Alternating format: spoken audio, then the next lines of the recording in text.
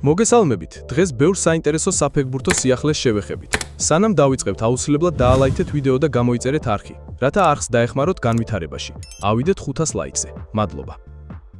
სულ რამდენიმე დღეში მსოფლიოს საკლუბო ჩემპიონატი ახალი ფორმატით აიღებს სტარტს. ჩვენთვის ყველაზე საინტერესო, რა თქმა უნდა, ხვიჩა კვარაცხელიას Paris Saint-Germain, რომელიც ტურნირის ერთ-ერთი მთავარი ფავორიტია. საინტერესოა, რომ შესაძლოა ამ ჩემპიონატზე კვარას ლიონელ მესის წინააღმდეგ მოუძიოს თამაში. აქვე შეგახსენებთ, რომ ხვიჩას მესისთან ოქროს ბურთის დაჯილდოების ცერემონიაზე უსაუბრია, თუმცა უშუალოდ მოედანზე არასდროს არ გადაკვეთილან. ჩემპიონთა ლიგის მოგების შემდეგ ხვიჩა კვარაცხელიას სატრანსფერო ღირებულება 80-დან 90 მილიონ ევრომდე გაიზარდა, რაც მის კარიერაში სარეკორდო მაჩვენებელია. ამ მონაცემით ქართველი შემტევი მსოფლიოს ყველაზე ძვირადღირებული ფეხბურთელების საუკეთესო 20-ულშია და მე-20 ადგილს ხულიან ალვარესთან, უსმან დემბელესთან, დეზირე დუესთან იღებს. საფრანგეთის ნაკრების მთავარ მწვრთნელს კითხეს, რატომ ვერ თამაშობს მისი გუნდი პარიზული გრანდის სტილში. ნამდვილად არ ვაპირებ იმაზე წუწუნს, რომ მე თითქოს და ვინმეზე ნაკლები ფეხბურთელები მყავს. თუმცა რა ვქნათ, ჰაკიმი, მარკინიოსი, პაჩო, ვიტინია და კვარაცხელია ფრანგები არ არიან. შეუძლებელია უბრალოდ დააკოპირო და შენთან დანერგო ის, რასაც PSG აკეთებს. შესაძლებელია თუ არა იგივეს გამეორება. დიახ, ამისთვის საკმარისი დრო არსებობს? არა. ჩვენ სამუშაოდ გაცილებით ნაკლები დრო გვაქვს, ვიდრე კლუბებს. ვიქტორ ოსიმენი სტუმრად პოდკასტში, სადაც ნაპოლიში თავის თანაგუნდელზე, ხვიჩა კვარაცხელიაზე ისაუბრა. მას იტალიაში მაგიურს ეძახიან. ის საოცარი ტალანტია, არ მგონია არსებობდეს მცველი, რომელიც მას გააჩერებს, როდესაც კვარა თამაშის ხასიათზეა. ის შარშან საოცარი იყო. კვარა გასახდელში ძალიან კარგი ადამიანია, ყველას უყვარს.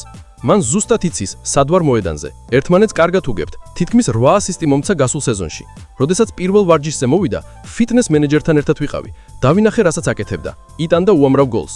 როდესაც ვარჯიში დაასრულა, გასახდელში შემოვიდა. მარტო ვიყავი და დაუძახე: "ჰეი, საიდან ხარ?" მოუყევი კლუბის ჩვენის წესების შესაებ. ის ინგლისურად კარგად საუბრობს და ერთმანეთს საოცრად უგებთ. მანაც მითხრა, როგორ მოქცეულიყავი, როდესაც ბურთი ექნებოდა. როდესაც სეზონი დაიწყო, მე და ის ისევ მოქმედებდით, როგორც მესი და სუარესი, განაცხადა ოსიმენმა.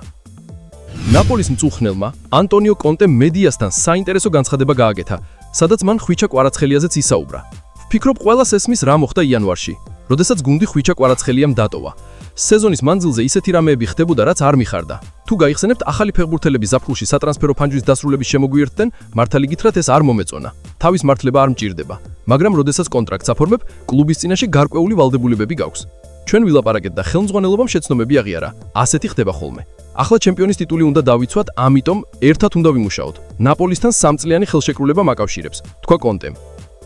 ფრანს ფუტბალმა დაასახელა თარიღი, როდესაც ოქროს ბურთის ჯილდოვის ნომინანტებს დაასახელებს. ასევე ცნობილი გახდა ცერემონიის გამართვის თარიღი, რომელსაც პარიზი უმასპინძლებს. ფრანს ფუტბალი ნომინანტებს 7 აგვისტოს დაასახელებს 30 ფეხბურთელს გამოარჩევს. დაჯილდოების ცერემონია 22 სექტემბერს გაიმართება. ცნობისთვის გამოკითხვაში მონაწილეობას FIFA-ს რეიტინგის ტოპ 100 ქვეყნის წარმომადგენელი ჟურნალისტები მიიღებენ. ადგილების მიხედვით ფეხბურთელებს ქულები მიეკუთვნებათ. ცნობისთვის უცხოეთი გამოცემები მთავარ ფავორიტად უსმან დემბელეს ასახელებენ. ხვიჩა კვარაცხელია ჯერჯერობით დაახლოებით მე-6 ადგილს იკავებს.